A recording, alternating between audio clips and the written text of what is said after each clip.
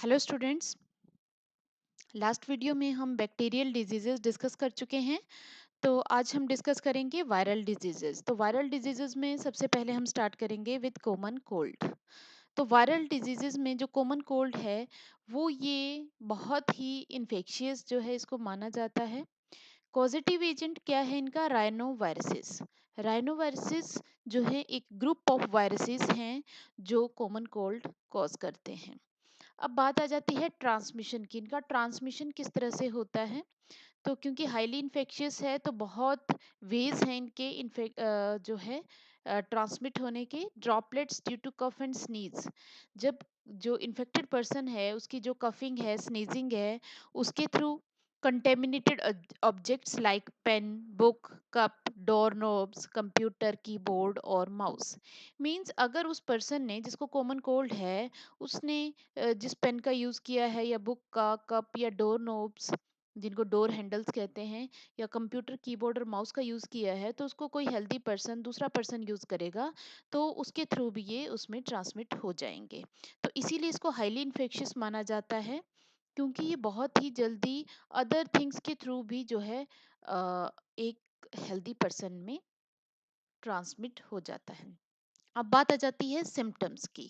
इसके सिम्टम्स क्या क्या हैं? ऑब्वियसली कॉमन कोल्ड जो है एक रेस्पिरेटरी पैसेज का एक डिजीज है, तो उसमें ऑब्वियसली रेस्पिरेटरी पैसेज में ही प्रॉब्लम्स क्रिएट होंगी। तो सबसे पहले आता है इसमें नेजल कंजेशन, नाक का बंद हो जाना।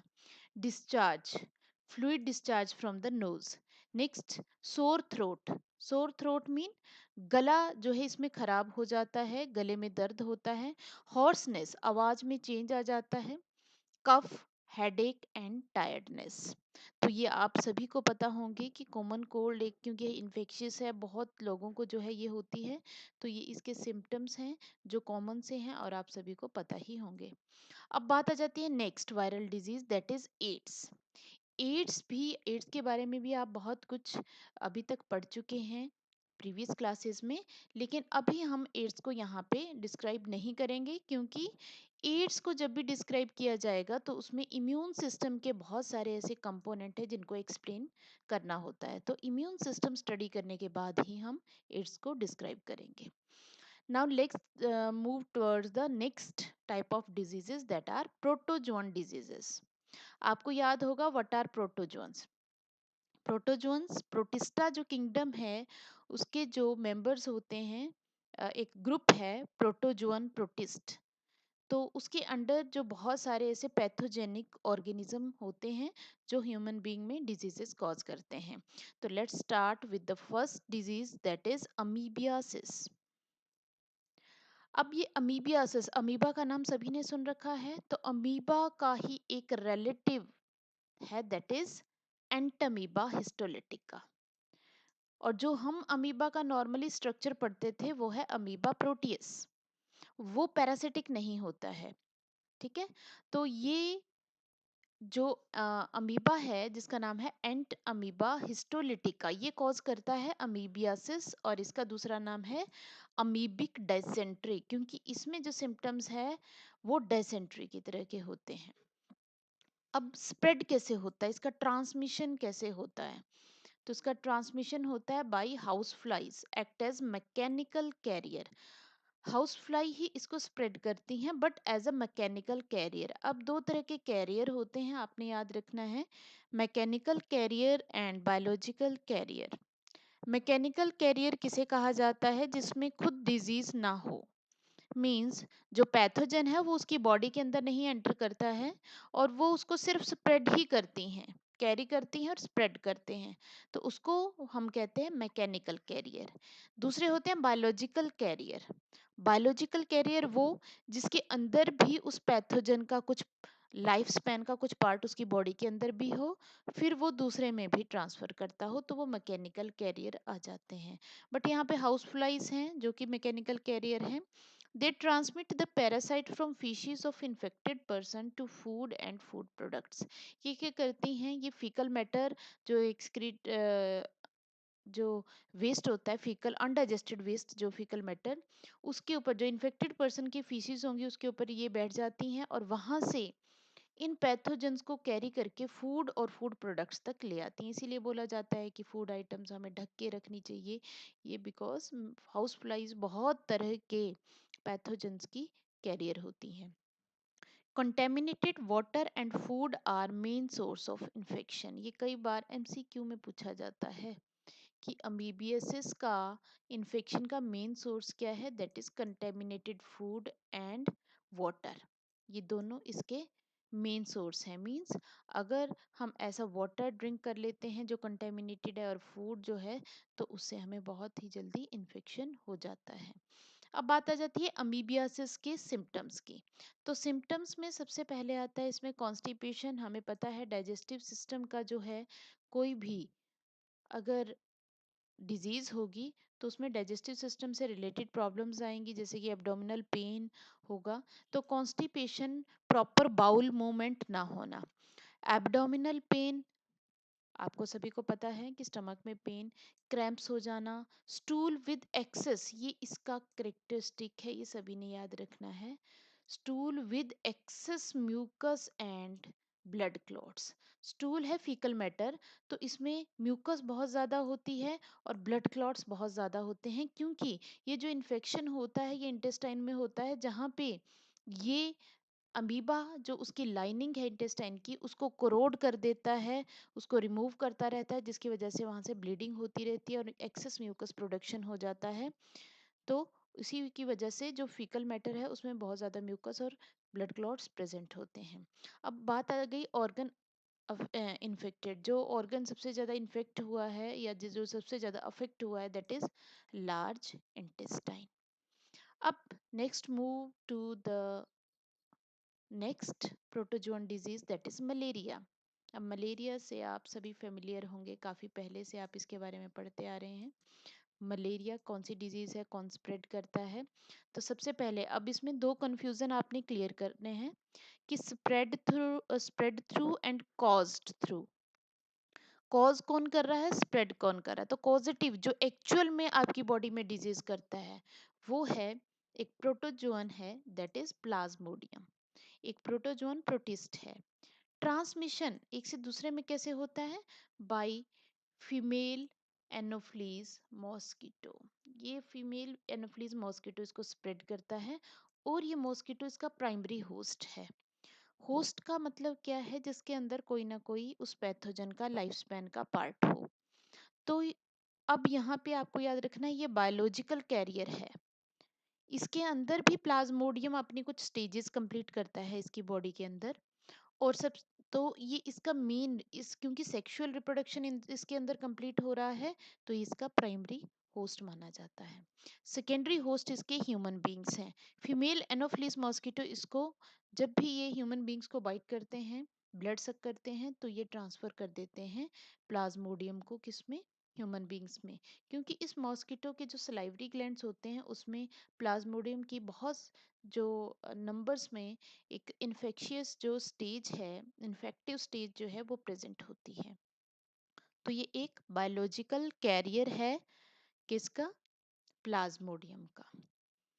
अब बात आ जाती है कि जो प्लाज्मोडियम है ये तो एक जीनस यहाँ पे आपको बताया गया, इसकी स्पीशीज नहीं बताई गई है। तो जीनस है तो आपने याद रखना है, इसमें पी जो है हमेशा कैपिटल रखना है, आपको स्मॉल नहीं करना है। बहुत सारी स्पीसीज हैं प्लाज्मोडियम की जो मलेरिया कोज करती हैं, तो वन बाय वन हम थोड़ा सा उसमें एक्सप्लेन कर देते हैं। सबसे पहली स्पीसीज आती है प्लाज्मोडियम वाइवेक्स। ये इंडिया में बहुत कॉमन है। इंक्यूबेशन पीरियड इसका 14 डेज का है। इंक्यूबेशन मीन जब इसके सिम्टम्स अपीयर होने स्टार्ट हो जाएं, ठीक है। इंक्यूबेशन पीरियड जब इसका नंबर इतना ज़्यादा बढ़ जाए कि इसके सिम्टम्स स्टार्ट हो जाएं, ऑर्गन्स की फंक्शनिंग को अफेक्ट करना स्टार्ट कर दें। अभी कौन सा मलेरिया कोज करता है, that is benign tertian malaria. Benign का मतलब है जो कि लेस हार्मफुल है, फेटल नहीं होता ये। टर्शियन मीन कब आएगा, जो इसमें टेम्परेचर है आफ्टर 3 डेज बाद जो है, 48 आवर्स बाद जो है टेम्परेचर रिपीट होता है इसमें, इसीलिए इसको कहा जाता है benign tertian malaria. Now next species is P plasmodium falciparum. ये इंडिया के कुछ ही पार्ट्स में पाया जाता है। इसका जो इंक्यूबेशन पीरियड है वो 12 डेज का है। ये मैलिग्नेंट टर्शियन मलेरिया कोज करता है। Malignant mean that is fatal, जो डेथ भी कोज कर सकता है। इसमें जो फीवर होता है इसमें भी 48 आवर्स के बाद ही फीवर रिपीट होता है। Next is Plasmodium malaria. अब स्पेलिंग याद रखना है, malaria AE। It is less in India, ये इंडिया में कम है। इनक्यूबेशन पीरियड इसका 28 डेज है। ये क्वार्टन मलेरिया, 4 दिन के बाद जो है टेम्परेचर या फीवर जो है वो रिपीट होगा, तो इसमें 72 आवर्स के बाद जो फीवर है वो रिपीट होता है। नेक्स्ट इज पी ओवेल और प्लाज्मोडियम ओवेल। ये इंडिया में नहीं पाया जाता। इंक्यूबेशन पीरियड इसका 14 डेज का है। और ये कौन सा मलेरिया कोज करता है? माइल्ड टर्शियन मलेरिया, जो कि फैटल नहीं होता। तो ये तो थी 4 स्पीशीज जो कि प्लाज्मोडियम की हैं और किस तरह से वो अफेक्ट करती हैं। अब आ जाते हैं नेक्स्ट, हम डिजीजेस के सिम्टम देखते थे, अब इसके भी हम सिम्टम देखेंगे। सबसे पहले है रेस्टलेसनेस, लॉस ऑफ एपिटाइट, भूख नहीं लगती है। एपिटाइट मीन भूख।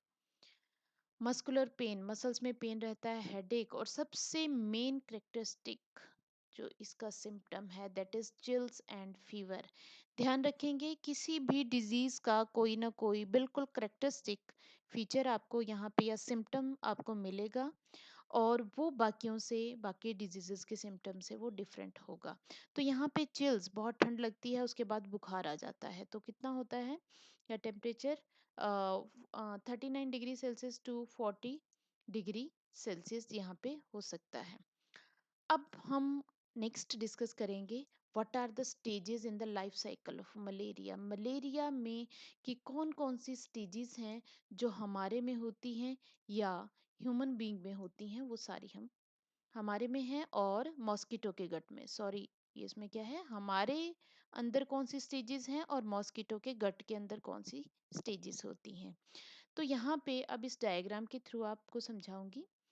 अब आपको बताया था मैंने कि मॉस्किटो में भी इसकी लाइफ की कुछ स्टेजेस, लाइफ स्पैन की कुछ स्टेजेस मिलेंगी, और ह्यूमन बीइंग्स में भी कुछ स्टेजेस इसमें होती हैं। अब हम स्टार्ट करेंगे विद ह्यूमन बीइंग। ये है मॉस्किटो जो बाइट करने के लिए ह्यूमन सरफेस, आपकी बॉडी सरफेस के ऊपर यहाँ पे ये जो है बाइट करने के लिए या आपका ब्लड सक करने के लिए यहाँ पे प्रेजेंट है। तो जैसे ही ये बाइट करेगा, क्योंकि प्लाज्मोडियम की एक इन्फेक्टिव स्टेज इसके स्लाइवरी ग्लैंड्स में मिलियंस के नंबर्स में प्रेजेंट होती है, तो जैसे ही ये ब्लड सक करने की कोशिश करेगा तो इसके सलाइवरी ग्लैंड्स में से बहुत सारी ये स्टेजेस आप इसमें देख रहे हैं, स्पिंडल शेप जो स्टेजेस हैं, ये सारी की सारी कौन सी स्टेज है? स्पोरोजोइट। याद रखना है आपने, ये बहुत बार एग्जाम में आता है कि which is the infective stage of Plasmodium. आपने देखा होगा बहुत सारे जो पैथोजेंस होते हैं उनके लाइफ स्पैन की बहुत सारी स्टेजेस होती हैं। कोई लार्वल स्टेजेस होती है, तो वो अलग अलग फॉर्म होती हैं उनकी बॉडी की। इन द सेम वे यहाँ पे भी उसकी बॉडी की अलग अलग फॉर्म्स होती हैं। तो जो हमारे में जब वो हमें बाइट करता है उस टाइम पे जो स्टेज होती है वो होती है स्पोरोजोइट। तो ये इन्फेक्टिव स्टेज है जो एक्चुअल में इन्फेक्शन करती है। तो जैसे ही इसने हमें बाइट किया तो ये रिलीज कर देता है इनको बहुत ज़्यादा नंबर्स में हमारे ब्लड में। तो ये ब्लड से होते हुए कहाँ चले जाते हैं? लीवर। ये जो स्ट्रक्चर आपको दे रखा है दैट इज ऑफ लीवर। तो ये लीवर में चले जाएंगे। अब बात आ जाती है लीवर में ही क्यों पैथोजन जाता है, क्योंकि मैक्सिमम जो ड्रग्स होती हैं, मेडिसिन होती हैं, उनका इफेक्ट लीवर के ऊपर कम होता है और ये फिर बचे रहते हैं यहाँ पे। तो इनको एक बहुत ही अच्छा प्लेस मिल जाता है जहाँ पे ये अपना नंबर इंक्रीज कर पाए। तो जैसे ही ये एंटर करते हैं लीवर की सेल में, तो यहाँ पे लीवर में एंटर कर रहे हैं, then they enter the cells of liver. Liver की सेल में एंटर करके ये क्या करेंगे? राउंडेड शेप में आ जाएंगे, यहाँ से जो है राउंड शेप में आ जाएंगे। और फिर ये क्या करेंगे? जो लीवर सेल का साइटोप्लाज्म है उसके कंपोनेंट्स हैं उनको डाइजेस्ट करना स्टार्ट कर देंगे। किस लिए? क्योंकि अब इनको क्या करना है? Multiple fission. तो ये फिर क्या करेंगे? मल्टीपल फिजन करेंगे, और मल्टीपल फिजन में थाउजेंड्स ऑफ स्पोरोजोइट्स जो है प्रोड्यूस होते हैं। अब ये जब भी ये मल्टीपल फिजन करेंगे और 1000 नंबर में बनेंगे, अब ये सेल बर्स्ट कर जाएगी और बहुत सबको रिलीज कर देगी। जो रिलीज हो जाते हैं वो फिर से किसी और लीवर सेल में एंटर हो जाते हैं, फिर से मल्टीपल फिजन। तो ये बार बार बार बार ये प्रोसेस रिपीट होती रहती है। क्यों? क्योंकि उनको क्या करना है, अपना नंबर इंक्रीज करना है।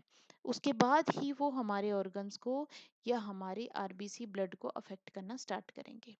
अब जब इनका नंबर बहुत ज़्यादा बढ़ जाता है, फिर ये लीवर में से निकल के ब्लड स्ट्रीम में आ गए और ब्लड में आके ये एंटर कर जाएंगे हमारी आरबीसी में। इस स्टेज को क्या बोला जाता है? मीरोजोइट। ठीक है, एनसीईआरटी में मेंशन्ड नहीं है, बट यहाँ पे ये गिवन है तो आपने थोड़ा याद रखना है। मीरोजोइट स्टेज है जब ये कर जाएंगे आरबीसी में एंटर। अब आरबीसी में भी ये सेम प्रोसेस करेंगे। आरबीसी के अंदर जाके ये क्या करेंगे, जो है इनका जो न्यूक्लियस है रिंग फॉर्म में आ जाता है। आरबीसी में तो न्यूक्लियस नहीं होता। ये न्यूक्लियस किसका शोन कर रखा है आपको? प्लाज्मोडियम का। तो रिंग फॉर्म में आ जाएगा। उसके बाद ये सेम प्रोसेस स्टार्ट करेंगे, उसके साइटोप्लाज्म को डाइजेस्ट करना स्टार्ट करेंगे। लेकिन ये हीमोग्लोबिन को प्रॉपरली डाइजेस्ट नहीं कर पाते हैं, तो उसको डिग्रेड कर देते हैं, ब्रेक डाउन कर देते हैं इनटू हीमोजोइन। याद रखना है, जो कि ग्रेन्यूल्स की फॉर्म में आरबीसी के अंदर फिर as a degraded product of haemoglobin present रहता है। उसके बाद नेक्स्ट वहां पे भी ये मल्टीपल फिजन करते हैं, और जब आरबीसी बर्स्ट होती है ये सारे के सारे रिलीज हो जाते हैं ब्लड में। तो ध्यान रखना है कि ये साइकिल भी काफी बार रिपीट होगा। तो एक बार में, क्योंकि ये जो यहाँ से रिलीज हो रही है ये थाउजेंड्स मिलियंस नंबर्स में है, तो आरबीसी भी मिलियंस नंबर्स में बर्स्ट होंगी। तो ये वो फेज है जहाँ पे एकदम से जैसे ये बेस्ट करेंगी लार्ज नंबर्स में, तो चिल्स और एकदम से जो फीवर होगा वो इसी रीजन से होता है। तो ये कब होगा? जब तो इट मीन्स जैसे कोई टर्शरी मलेरिया है तो ये 3 डेज के बाद ये कंप्लीट होगा। क्वार्टन मलेरिया है तो 4 डेज के बाद ये पूरा प्रोसेस कंप्लीट होगा, यहाँ तक आरबीसी के बर्स्ट करने तक। तो यहाँ पे आरबीसी बर्स्ट हो गई और आरबीसी में से बहुत सारी स्टेजेस जिनको हमने मीरोजोइट्स कहा वो रिलीज हो गई। तो ये साइकिल बार बार रिपीट होता रहेगा, जिसकी वजह से बहुत ज़्यादा ब्लड आरबीसी लॉस हो जाएगा उस पर्सन में। अब हमें एक बात क्लियर है, अगर प्लाज्मोडियम को अपना लाइफ स्पेन पूरा करना है तो उस पर्सन का सर्वाइवल ज़रूरी है। तो ये क्या करता है कि अगर ये पर्सन ख़त्म हो जाता है तो इसका तो आगे का लाइफ साइकिल कंप्लीट ही नहीं होगा। तो ये क्या करता है, उसी टाइम पे ये अपनी कुछ सेक्सुअल स्टेजेस बना देता है, डेवलप कर लेता है। इसकी सेक्सुअल स्टेजेस क्या हैं? This one is female gametocyte and this one is male gametocyte. अब ये गैमीट्स नहीं है, ये वो स्ट्रक्चर हैं जिनसे गैमीट्स बनेंगे। तो इसने ये स्टेजेस बना ली ताकि ये अपने लाइफ स्पैन को कंटिन्यू रख सके और कंप्लीट कर पाए। तो जैसे ही ये स्टेजेस बनेंगी बाकी सब भी चल रहा है उसकी बॉडी में और ये स्टेजेस भी बन गई। अब क्या होगा, ये जो स्टेजेस हैं ये उसके सुपरफिशियल ब्लड, ये सरफेस है हमारा, स्किन शो कर रखी है आपको यहाँ पे ये सारी। तो ये हमारी स्किन की सुपरफिशियल ब्लड वेसल्स में आ जाएंगी। अब ध्यान रखना है, सिर्फ यही स्टेजेस नहीं आती हैं, इसके साथ बहुत सारी और स्टेजेस भी आ जाती हैं। अब क्या होगा कि मॉस्किटो, कोई ना कोई मॉस्किटो सेम स्पीशीज का आएगा और इन स्टेजेस को सक कर लेगा। अब आपने ये नहीं सोचना कि ज़रूरी ही आएगा, हो सकता है यहाँ पे भी ख़त्म हो जाए उसका लाइफ स्पेन, आगे ना भी जाए। लेकिन हमें इसका पूरा लाइफ साइकिल आपको बताना है, तो हमें पूरे स्टेप बताने हैं कि क्या होता है इसके बाद। और ऐसा नहीं है कि यहाँ पे सेम ही मॉस्किटो आएगा, कोई भी मॉस्किटो आएगा बट सेम स्पीशीज का होना चाहिए, फीमेल एनोफिलीज मॉस्किटो होना चाहिए। तो यहाँ पे ये स्टेजेस आ गई। अब जब ये सक करेगा ब्लड, उस पर्सन का, इन्फेक्टेड पर्सन है जो मलेरिया से, उसका सक करेगा, तो क्या वो बाकी स्टेजेस को भी सक कर लेता है? यस, वो बहुत सारी स्टेजेस को सक कर सकता है, लेकिन ध्यान रखना है सिर्फ ये 2 स्टेजेस ही हैं जो उसके स्टमक के पीएच में सरवाइव कर पाएंगी, रेजिस्टेंट होती हैं ये। और ये बाकी अगर स्टेज, मान लो कि उसने इस फॉर्म में ले लिया या मीरोजोइट्स को ले लिया या और किसी स्टेज को ले लिया, तो वो सारी उसके स्टमक में जाते ही वो खत्म हो जाएंगी, वो रेजिस्टेंट नहीं होती हैं। ये दोनों रेजिस्टेंट हैं। इसने अब ब्लड सक कर लिया, अगर नहीं करता है तो ये इसी की बॉडी में रहेंगी और लाइफ साइकिल कंप्लीट नहीं होगा उसका, बस वो उसी को इन्फेक्ट करती रहेंगी बार बार। अब इन केस अगर वो सक कर लेता है तो क्या होगा, अब नेक्स्ट आ जाता है। अब इसने ब्लड सक कर लिया तो इसकी बॉडी के अंदर, मॉस्किटो की बॉडी के अंदर की स्टेजेस हैं ये, और किसके, गट के अंदर की स्टेजेस हैं। गट मीन डाइजेस्टिव सिस्टम। अब जैसे ही स्टमक में गए ये गेमिटोसाइट, तो एक को हम कहेंगे मैक्रोगेमिटोसाइट, मैक्रो मीन जो बड़ा गेमिट बनाएंगी, माइक्रोगेमिट जो छोटा गेमिट कौन सा होता है, स्पर्म, और मैक्रोगेमिट होता है ओवम। तो यहाँ पे मैक्रोगेमिटोसाइट जो है, इसमें बहुत सारे स्पर्म्स की फॉर्मेशन होती है। तो इसमें बहुत बार डीएनए रेप्लिकेट करता है और उससे जो है forming 8 haploid genome following by exflagellation. It means 8 sperms की फॉर्मेशन होगी। एक्सफ्लैजिलेशन मीन एकदम से ये बाहर यहाँ पे इस तरह से अरेंज हो जाएंगे, इसको बोलते हैं एक्सफ्लैजिलेशन। ठीक है, एकदम से यहाँ से जैसे ही इनकी मियोसिस होगी तो ये क्या करेंगे, ये यहाँ से पूरे के पूरे सरफेस के ऊपर इस फॉर्म में प्रेजेंट होंगे सारे के सारे माइक्रोगेमीट। अभी ये आ गया एक माइक्रोगेमीट जो सेपरेट हो गया, जो मैक्रोगेमिटोसाइट्स था उससे मैक्रोगेमीट और ओवम बन गया। अब यहाँ पे हो गई फर्टिलाइजेशन, ये सारी प्रोसेस इसके स्टमक में हो रही है। अब फर्टिलाइजेशन से क्या बन गया, जाइगोट मॉस्किटो के स्टमक में। ठीक है, अब डीएनए रेप्लिकेशन एंड मियोसिस अब यहाँ पे बता रहे हैं, आप सिर्फ इतना याद रखेंगे कि यहाँ जाइगोट बनेगा और जाइगोट से जाइगोट फिर एक वॉर्म लाइक स्ट्रक्चर में कन्वर्ट हो जाएगा जिसको हम कहेंगे ऊकाइनीट। तो ये ऊकाइनीट क्या करेगा, ये उसके स्टमक की जो वॉल है, ये है उसके स्टमक की वॉल, इसकी वॉल के अंदर पेनिट्रेट कर जाएगा और स्पेरिकल फॉर्म में आ जाएगा यहाँ पे, और वहां पे ये मल्टीपल फिजन करना स्टार्ट कर देगा। यहाँ तक तो सेक्सुअल रिप्रोडक्शन स्टार्ट हो गया, आगे वो क्या करेगा, मल्टीपल फिजन करना स्टार्ट कर देगा। तो मल्टीपल फिजन करेगा तो बहुत सारे यहाँ पे स्पोरोजोइट्स प्रोड्यूस हो जाएंगे। ये स्पोरोजोइट्स ये यहाँ से बस्ट, इस पार्ट से ये बस्ट कर जाएगा, फिर बस्ट करेगा तो ये स्टमक है इस साइड, इस साइड लाइनिंग थी स्टमक की, तो ये स्टमक में बहुत सारे स्पोरोजोइट्स आ जाएंगे और ये स्पोरोजोइट्स उसकी बॉडी के बहुत सारे पार्ट्स में मूव करेंगे और सबसे ज्यादा जाएंगे उसके सलाइवरी ग्लैंड्स में। ऐसा नहीं है सिर्फ सलाइवरी ग्लैंड में, बाकी पार्ट्स में भी जाते हैं, लेकिन सबसे ज्यादा नंबर उसके सलाइवरी ग्लैंड्स में जाते हैं। तो उसके बाद नेक्स्ट ये किसी को बाइट करेगा तो यहाँ पे लाइफ स्पेन कंप्लीट हो जाता है। अब आपने ध्यान रखना है, ह्यूमन बींग्स में एसेक्सुअल रिप्रोडक्शन होता है और सेक्सुअल स्टार्ट होता है, और मॉस्किटो में सेक्सुअल कंप्लीट होता है और एसेक्सुअल भी वो यहाँ पे होता है। तो दोनों में ध्यान रखना है, मॉस्किटो में सेक्सुअल और एसेक्सुअल दोनों का हो रहा है, लेकिन ह्यूमन बीइंग में सिर्फ एसेक्सुअल जो है वो कंप्लीट हो रहा है और सेक्सुअल उसमें सिर्फ स्टार्ट होता है। तो ये तो था life cycle of Plasmodium inside mosquito and human being. ये आपको एक डायग्राम आपकी एनसीईआरटी में भी है जो आपको ड्रॉ करना है अपनी नोटबुक पे, ताकि आपको उसकी स्टेजेस क्लियर हो पाए। तो नेक्स्ट डिजीज जो है हम करेंगे नेक्स्ट वीडियो में।